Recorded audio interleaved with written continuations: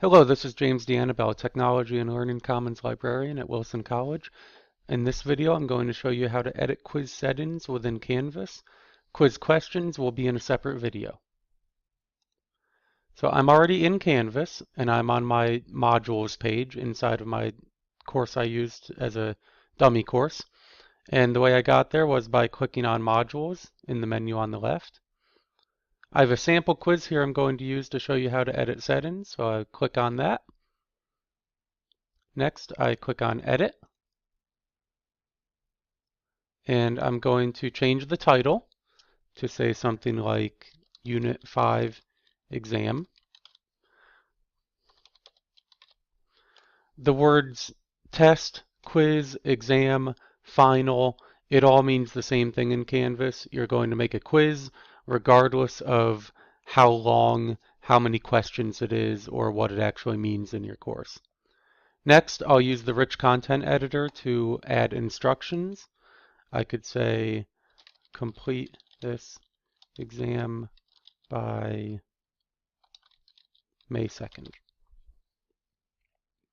The next thing to look at is the quiz type. In this video, I'm going to focus on a graded quiz, but I do want to call out to you that there are practice quizzes, there are graded surveys, and there are ungraded surveys. What's cool about the ungraded surveys is that you can make submissions anonymous. So going back to graded quiz, the next thing I want to do is check my assignment group. So I already made these assignment groups, so you would have had to do that on the assignment page. So I'm going to select Tests and Projects. Shuffle answers can be used if you're using a lot of multiple choice questions, you might enter the right answer as A whenever you enter the questions, but for each person that takes it, you want it to maybe be A, B, C, or D. If you select shuffle answers, then it'll move those around and it cuts down on the temptation to cheat. A time limit can also be set. So maybe you're teaching an online class and you have another section of the same course that is in person. They get 50 minutes, so you want your online people to get 50 minutes. You can allow multiple attempts, which is pretty nice. You can tell it you want people to be able to have 3 attempts, and you can tell it to keep the highest, latest, or average score. This next box is very important because, especially in the online environment, you want to control when your students see their correct responses or incorrect responses. Because if student A takes the test on Monday night at 8 o'clock and gets all of them wrong, but then it shows them the right answer, student number 1 could give those answers to student number 2, and then that person gets 100%. That's cheating. We don't want that. So what you can do is you can tell it to show the correct answers at a certain date and time.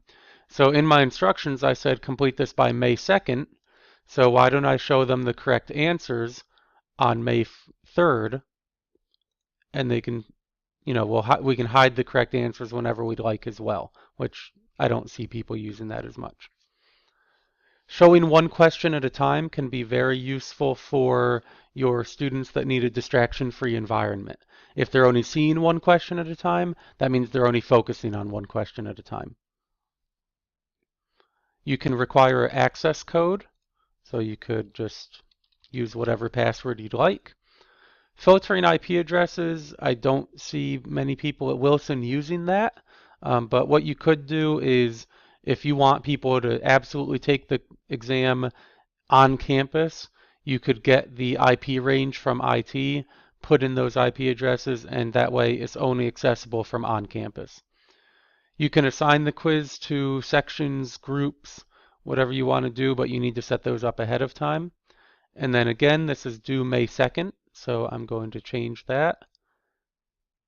And you can change the time too, so let's say May 2nd at 11:59 p.m. And maybe this is an online class. I want it to be available for a couple of days because I know my students have busy lives. It's due May 2nd, so why don't we make it available May 1st at midnight?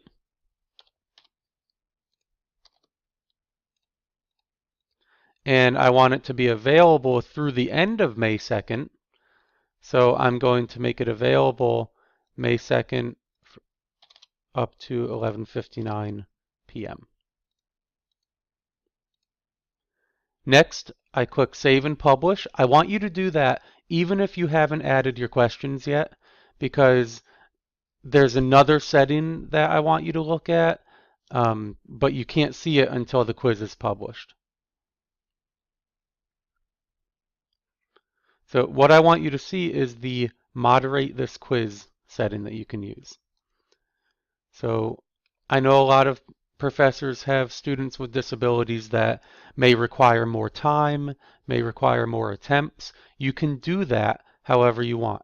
So you can come in here, click on your student, use the little pencil button, and you can give that student 3 extra attempts.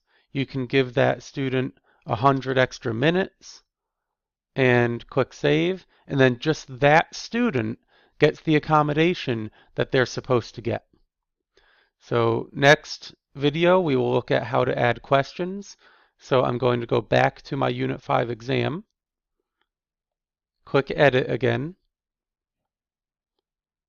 and we will be ready to add questions by using the question tab. Please view the next video so that you're able to add those questions. Thank you.